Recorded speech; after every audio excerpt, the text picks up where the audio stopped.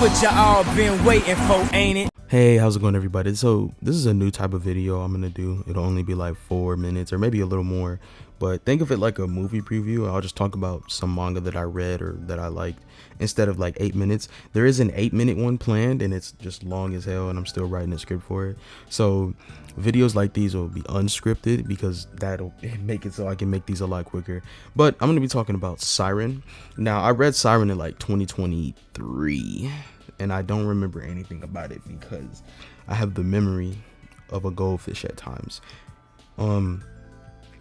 So yeah, basically I'm just gonna record the lines, I'll edit out whatever, and then what you get is the finished filtered through nonsense product of like 4 minutes of me talking about nothing. So yeah, and the first part will be like a summary. I'm also stalling for time, which is exactly why this first recording, everything you're hearing right now is exactly one voice recording that is now a minute long. But yeah, so like most stories, Siren starts off pretty tame. A few pages into the manga, you're introduced to the main character, Ageha Yoshino, which I totally 100% cannot pronounce his name.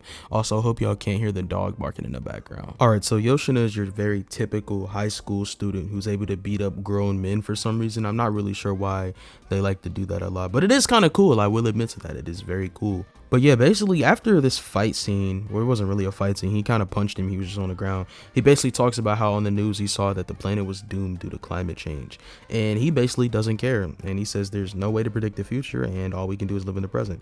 And that's good enough for him. But like every story, they all have to escalate and ascend to the plot, if that makes sense. And basically on his way home, he was walking and there was this payphone that was ringing. And he asked if someone dialed the number. He picks up the phone and then suddenly this strange being appears behind him over the payphone. He is of course surprised and he thinks he was just hallucinating, but then this strange phone card is left in the slot. He picks it up and it has Siren on it. But that's when he remembers he only has 3 minutes to a curfew. The next day we see him talking about how his sister lectured him for 3 hours for being late getting home. But I'm gonna cut you off there. I'm gonna give you guys a bit of a cliffhanger, and like I said before, that was just a short summary. You're gonna have to read it on your own.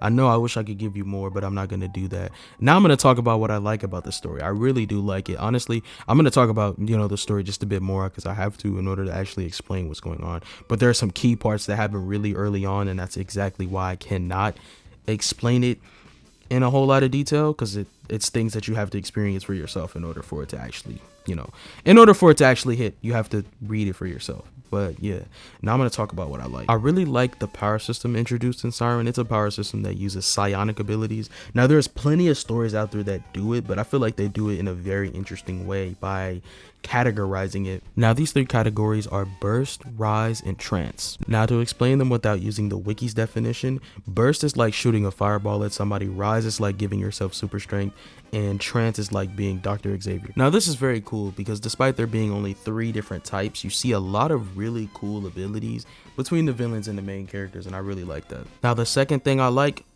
is the romance. This shit is gas, bro. It makes me wish I wasn't so lonely so I can have moments like this, but I don't. Also, this story has some elegantly crafted plot twists. I gotta hurry up and say everything I need to say because I'm nearing my 4-minute limit. It was created by, give me 1 second, I gotta hurry up, Tokiyashi Iwashiro. It was serialized in Shueisha Shonen Magazine Weekly Shonen Jump from December 2007 to 2010. Oh, okay, I'm good. Even though I messed it up, I'm not past the point yet.